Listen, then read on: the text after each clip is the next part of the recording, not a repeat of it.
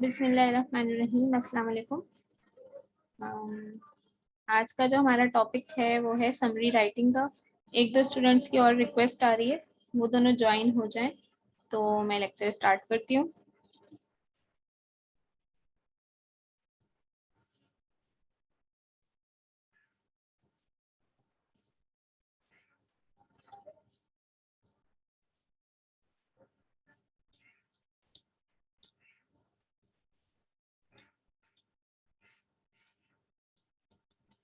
Okay, आप लोगों के पास स्क्रीन शो हो रही है समरी राइटिंग का जो मैंने आर्टिकल खोला हुआ उसकी? यस मैम, हो रही है।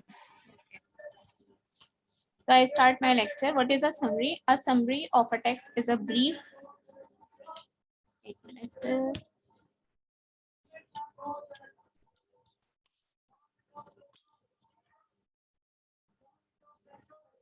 A summary of a text is a brief restatement of the important details. You don't repeat all of the information and details because just like a story with too much detail, this would make a summary pretty boring.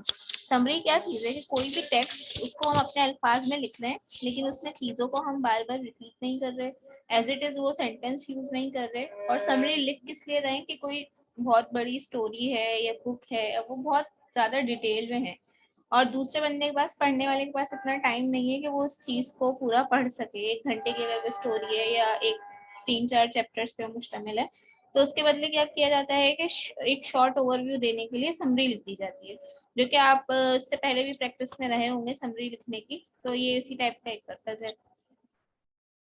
A summary can be written about anything, including both non-fiction and fiction text. अब हम summary किसी भी चीज की लिख सकते हैं।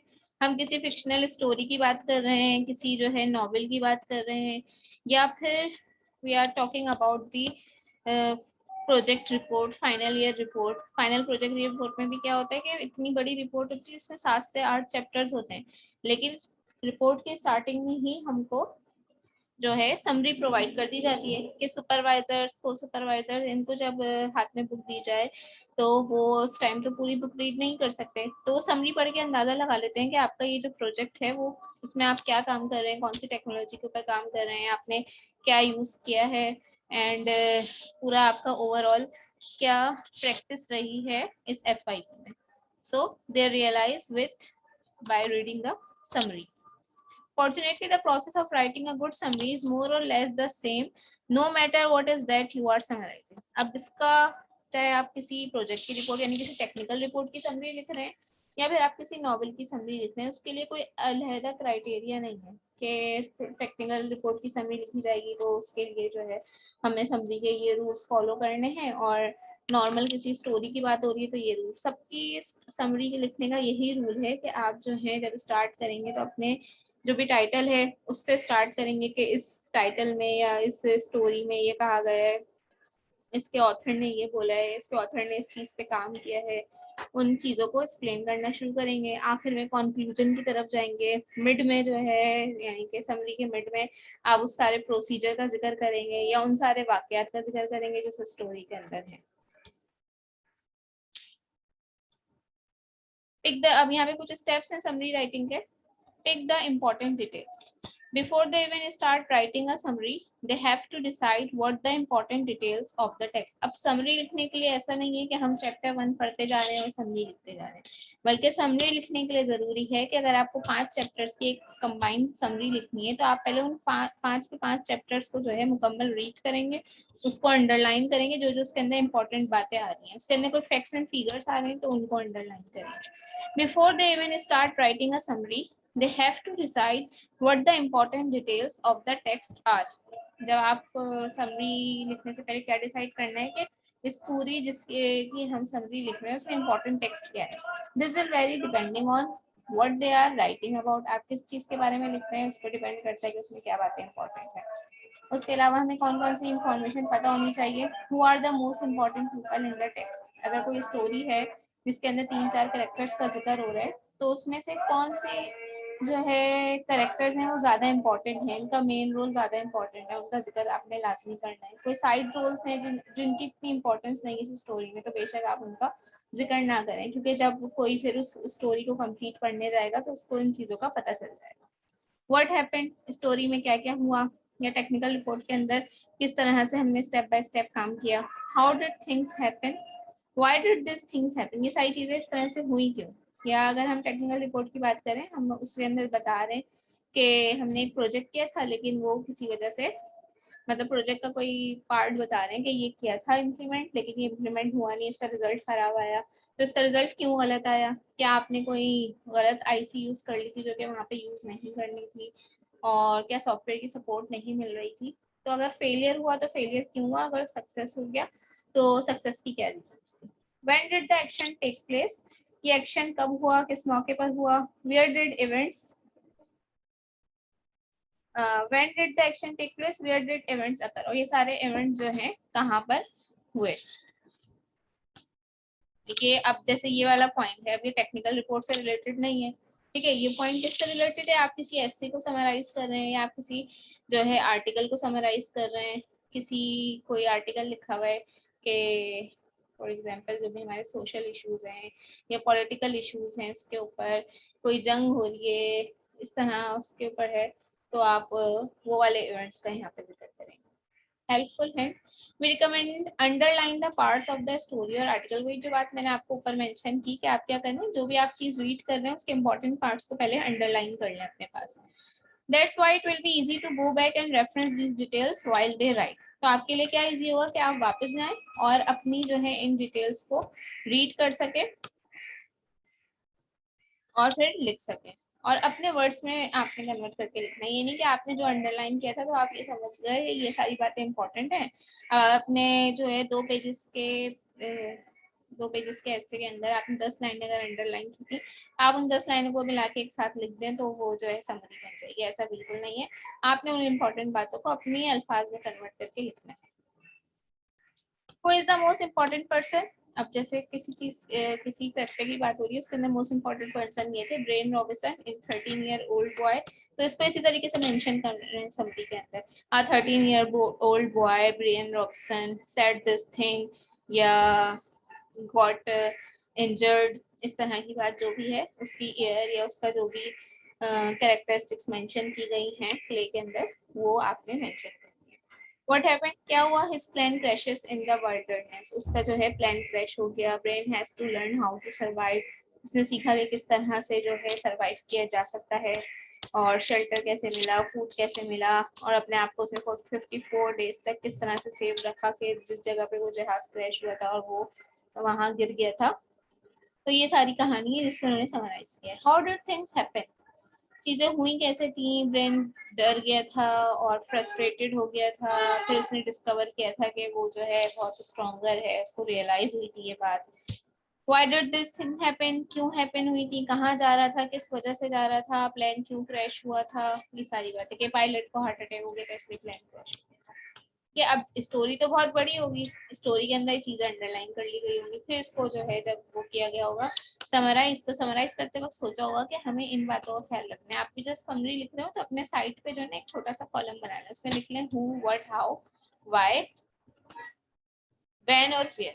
फिर जब आपको जो जो पॉइंट्स मिलते रहे हु के आगे वो थोड़ा थोड़ा एक दो बुलेट पॉइंट में लिख दें, या जब आप अंडरलाइन कर रहे हैं आपको लगे कि ये मेरे हु का आंसर हो सकता है तो आप उस अंडरलाइन के ऊपर छोटा सा 1 मार्क कर दें और वो 1 हु के आगे लिख दें। जब आप समरी लिखने लगे तो आप वो 1 पॉइंट के पास चले जाएं, वहां से आपको हु का आंसर मिल जाएगा। फिर आप जो है 2 पॉइंट के पास चले जाएं, वहां से आपको वर्ड का आंसर मिल जाएगा। इस तरीके से आप अपने पास ये शीट प्रिपेयर कर सकते हैं। मैं आपको 1 मिनट,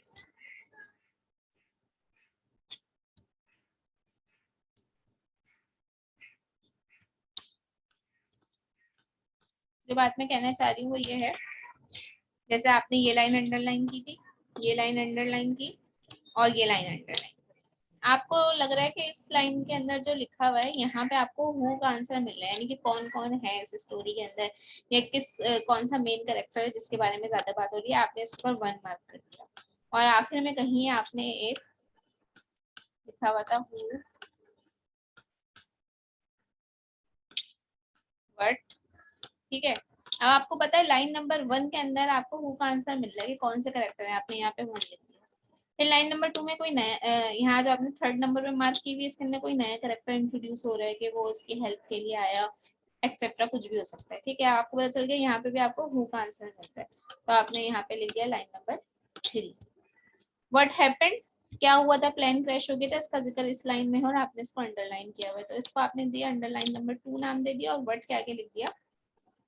इस तरह करके कि आप सारी मार्किंग करते रहे, ये आपके ऊपर है, मैं आपको जस्ट एक जनरल आइडिया दे रही हूँ कि समरी इस तरह से अच्छी बनाई जा सकती है। अगर 2-3 पेजेस का कोई आ जाता है आर्टिकल लिखा हुआ, फिर उसको समराइज करना और पेपर के दौरान करना तो आपके लिए थोड़ा मुश्किल होगा, तो उसको आप इस तरह से एडजस्ट कर सकते हैं। अब ठीक है, ये आपका हु व्हाट वेयर सब चीजें आपकी रेडी हो गई हैं, जैसे आपने यहाँ अंडरलाइन किया, यहाँ अंडरलाइन किया, वो प्लान कहाँ पे क्रैश हुआ था आपको 4th लाइन में पता चल रहा है, तो आपने इसको 4th लाइन में लिख दिया। ठीक है, फिर आपने यहाँ पे लिखा वेयर,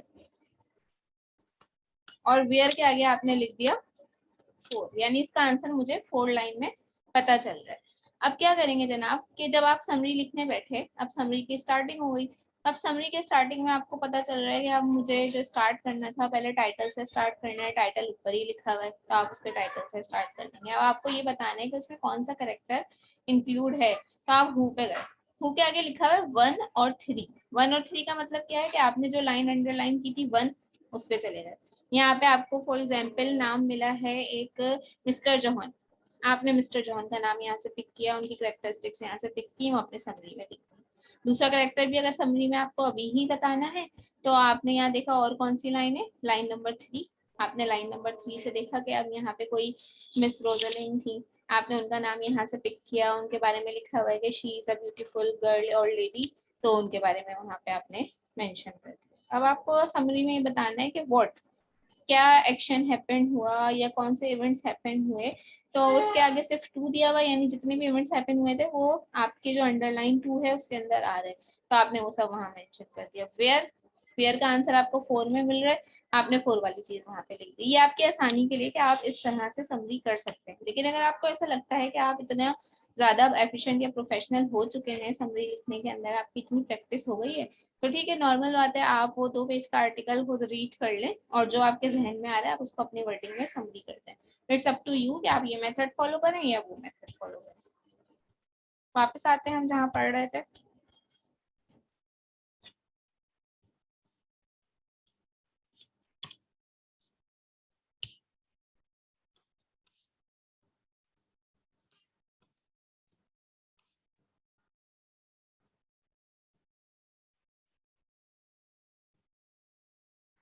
अच्छा, ये पहले सारे क्वेश्चन पूछे गए थे ना आपसे कि क्या हुआ, कैसे, कौन सा इवेंट हुआ, कहाँ पे प्लेस हुआ, इन सारे क्वेश्चंस के आंसर यहाँ पे दे दिए गए कि वो पायलट को हार्ट अटैक हो गया था, इस वजह से प्लेन क्रैश हो गया। These 6 question should just be a starting point, ये जैसे स्टार्टिंग पॉइंट है, समझ लेंगे आपका फर्स्ट पैराग्राफ है।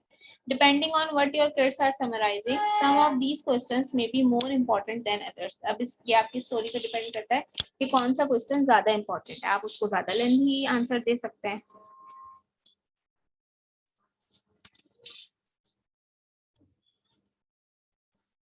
अब जरूरी नहीं है कि जितने इवेंट्स हैपन हुए हैं किसी पर्सन बायोग्राफी अगर हम लिख रहे हैं तो आप उसके अंदर से जो इम्पोर्टेंट इवेंट्स है वो वहां पे लिख देंगे। जैसे हम कायदे आजम की बायोग्राफी लिख रहे हैं तो उनके अंदर उनके साथ इम्पोर्टेंट इवेंट्स क्या हैं कि वो लॉ की डिग्री हासिल कर आए, लेकिन उन्होंने वकालत के बजाय जो है किसमें अपना काम किया, इंडिया वापस आके तहरीक पाकिस्तान में काम किया, पाकिस्तान को आज़ादी हासिल करवाई। तो ये सारी चीजें उनके लाइफ के इम्पोर्टेंट पार्ट्स हैं, तो आप उस सारे इम्पोर्टेंट पार्ट्स को लिख देंगे, इवेंट्स को लिख देंगे, हर एक इवेंट को नहीं लिखेंगे।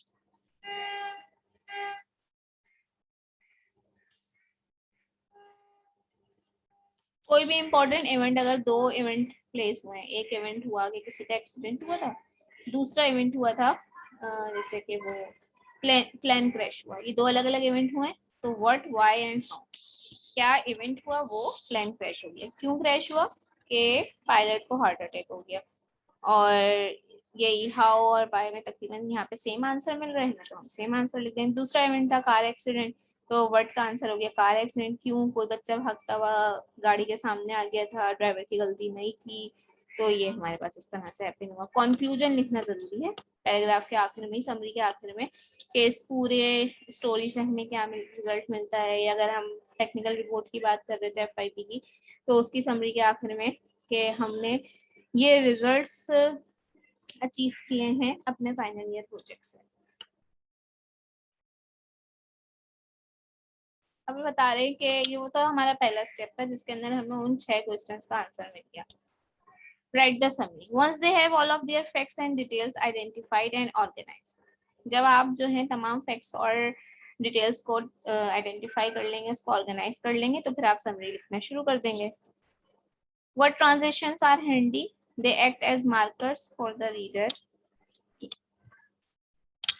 सबसे पहले क्या आएगा? इंट्रोडक्शन.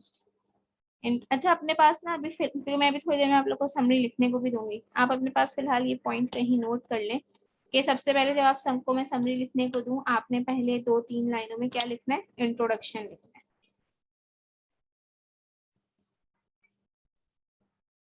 और initially, at first, once, before, इस तरह के वर्ड्स भी उसके अंदर यूज हो सकते हैं. फिर जब आप 2-3 लाइन में इंट्रोडक्शन कंप्लीट कर चुके हैं, फिर आपकी बारी आएगी फैक्ट्स एंड इवेंट्स पे. फिर आप फैक्ट्स एंड इवेंट्स लिखेंगे कि इसके अंदर क्या इवेंट्स हो रहे हैं या क्या फैक्ट्स हैं. या अगर टेक्निकल रिपोर्ट की समरी लिखने को दूं तो क्या नाम है, इसके अंदर कौन सी टेक्नोलॉजी के ऊपर काम हो रहा है, किस तरह से काम हो रहा है, स्टेप बाय स्टेप प्रोसेस क्या होगा, वो सब चीजें आप इवेंट्स में लिख देंगे. और थर्ड जो आपका लास्ट का पोर्शन बनेगा वो कहलाएगा कंक्लूजन. उसके अंदर आप एंड रिजल्ट लिखेंगे. ऐसे नहीं बोला, अगर आप चाहते हैं आपकी समरी इंटरेस्टिंग लगे तो आप अपने सेंटेंस की लेंथ को वेरी करें कि कहीं सेंटेंस की लेंथ स्मॉल हो, कहीं शॉर्ट हो. वोकेबलरी अच्छी यूज करें. अच्छी यूज करने का मतलब बहुत हार्ड एंड फास्ट वोकेबलरी नहीं, बस ऐसी वोकेबलरी जिसको पढ़ने में थोड़ा अल्फाज की प्रोनाउंसिएशन अच्छी लगे. समरी की कोई लेंथ नहीं है, it depends on the original text length. Original text अगर 10 पेज का है तो समरी जो है 1.5 पेज की भी हो सकती है. ओरिजिनल टेक्स्ट ही अगर 1.5 पेज का है तो फिर समरी आधे पेज की भी हो सकती है.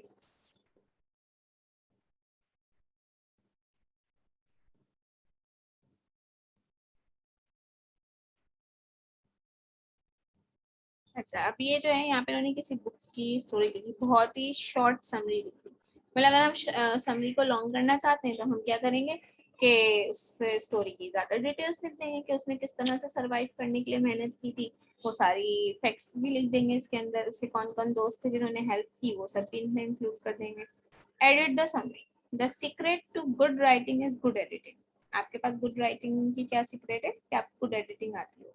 एक दफा आपने कोई भी चीज लिख ली, then you restudy this or revise this and highlight your mistakes and then remove these mistakes.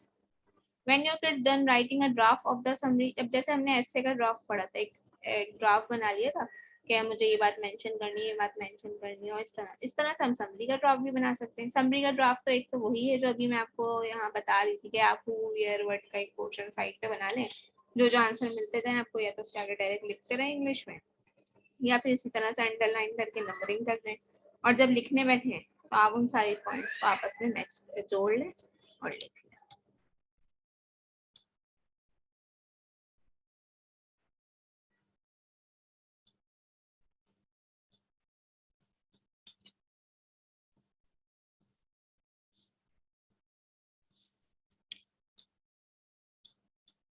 कुछ और इम्पोर्टेंट पॉइंट्स हैं वो मैं आप लोगों को पहले पढ़ा दूँ, उसके बाद हम कोई समरी की एग्जाम्पल देखेंगे और फिर समरी की प्रैक्टिस करेंगे.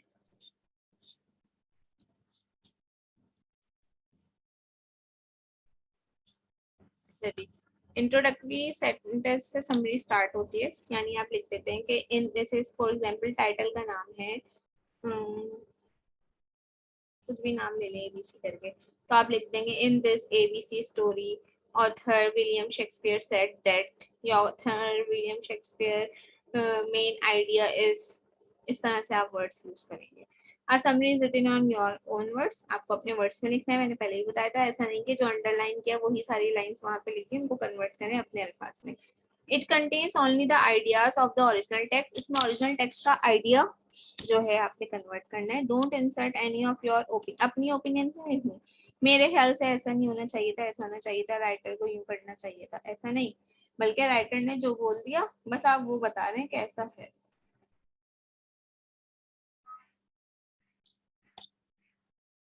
Identify and order the significant subclaims the author uses to defend the main point. Author ने अपने मेन पॉइंट को किस तरह से डिफेंड किया है या किस तरह से साबित किया है कि मैं जो कह रहा हूँ वो सही है, आप उसको भी मेंशन करें.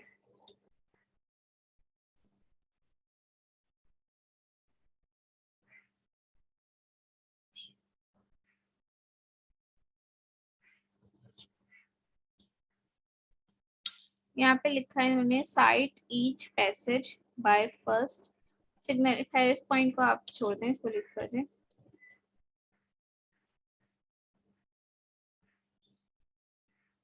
समरी के आखिर में जब आप कंक्लूजन में जाएं तो कुछ इस तरह का सेंटेंस लिखें जो आपके ऐसे को या फिर आपके जो भी आर्टिकल है उसको बहुत अच्छी तरह से सम अप कर दे, उसका कंक्लूजन दे दे। यहाँ एक समरी दी हुई है जो ऊपर वाले सारे पॉइंट्स को जो है फॉलो कर रही है। यानी जैसे मैंने लिखा था कि टाइटल लिखें, ऑथर लिखें, मेन आइडिया लिखें, तो यहाँ पे देखें समरी किस तरह स्टार्ट करनी है।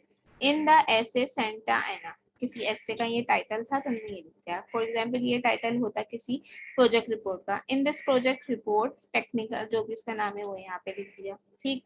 या फिर in this article, in this story, इस तरीके से करके उसका नाम आ जाएगा, कॉमा डाला, फिर आपने लिखा ऑथर। कौन ऑथर है? वो ये ऑथर्स मेन पॉइंट इज। अब जो भी उसका मेन पॉइंट है वो आप यहाँ मेंशन कर देना है। देन आप ऐसे अगेन स्टार्ट कर सकते हैं अकॉर्डिंग टू हिम या अकॉर्डिंग टू डेटियन के, फिर उसके बारे में सब कुछ आ जाएगा। शी स्टेट्स आ गया, कौन से पैराग्राफ से लिया है वो सारी बातें यहाँ बता दी। Write a last sentence that wraps up your summary often a simple rephrasing of the main point। ठीक है, अब आपको समरी राइटिंग के रूल्स तो पता चल गए होंगे। मैं एक दो कोई एग्जांपल खोल लेती हूँ जिसमें समरी हुई भी हो, उसके बाद एक्टिविटी करेंगे।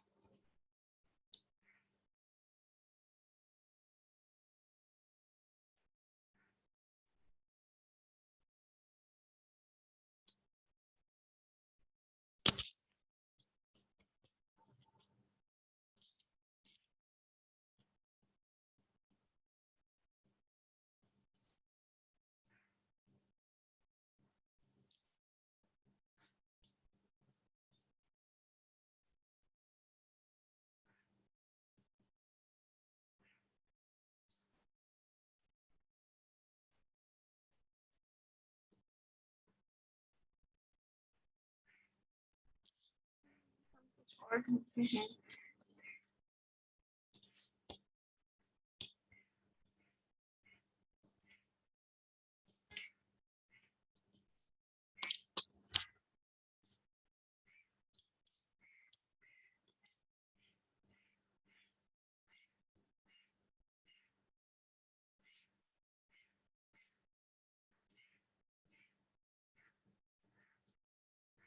देखिए यहाँ पे आपको शो हो रहा होगा ये एक पैराग्राफ है, एक जो भी है ऐसे वगैरह, जिसने भी पढ़ा है उसने क्या किया, अपनी जो है चीजों को, जो मेन चीजें थी उसको इस तरह से हाईलाइट कर लिया, और फिर जब समराइज किया तो इन चीजों को आप इंक्लूड कर लिया। वन लाइन का इंट्रोडक्शन होगा। इंट्रोडक्शन में आप क्या बातें मेंशन करते हैं? That tells the examiner what you are writing a summary on, कि आप किस टॉपिक पे समरी लिख रहे हैं। Keep it short in the example above, you could start the summary by writing. अब इन्होंने यहाँ पे ये जो ऊपर वाला है इसको किस तरह से इसकी इंट्रोडक्शन स्टार्ट किया, फिर डायरेक्टली उसका टाइटल का नाम लिखा, ऑथर का नाम लिखा, उनका नाम आ गया a dash manage to survive, फिर उसके बारे में बता दिया कि उसने कैसे सर्वाइव किया उस आइलैंड के ऊपर 133 डेज रहकर।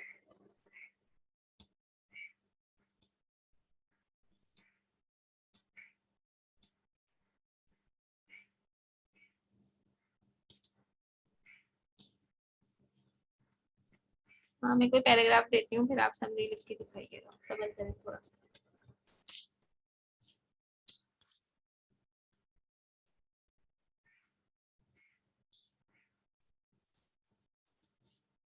जब तक सब अपने पास जरा रजिस्टर पेन वगैरह रेडी रखें।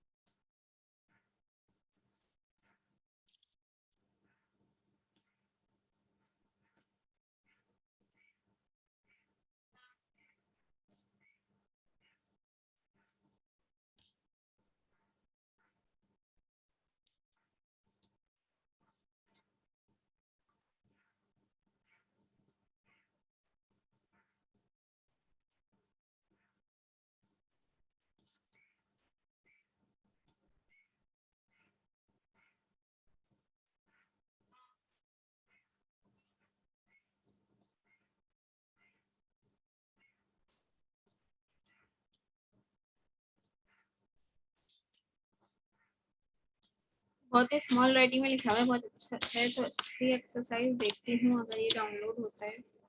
नहीं, ये इमेज है।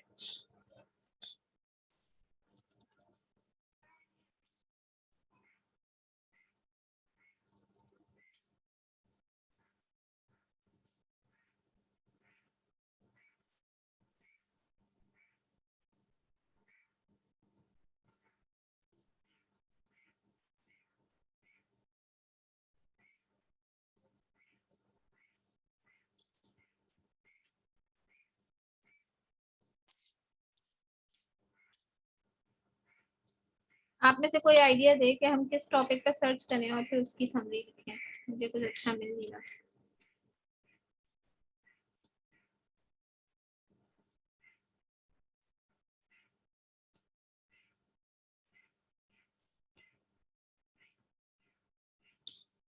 चलिए, मुझे ये एक पैराग्राफ मिला है, ये मैं आपके साथ शेयर कर रही हूँ। आप जो है इस पैराग्राफ को समराइज करेंगे। के बाद में एक दूसरा पैराग्राफ दूंगी। पैराग्राफ को समराइज करने का मतलब है इसकी समरी जो है बस 3 लाइनों तक में बन जाएगी। अगर मैं कोई ऐसे देती तो फिर वो कोई बड़ा जो है बन जाता। मैं इसको कॉपी कर रही हूँ वर्ड पे और फिर आपके साथ यहीं देखती हूँ चैट में शेयर हो जाए, वरना फिर व्हाट्सएप पे शेयर कर दूंगी।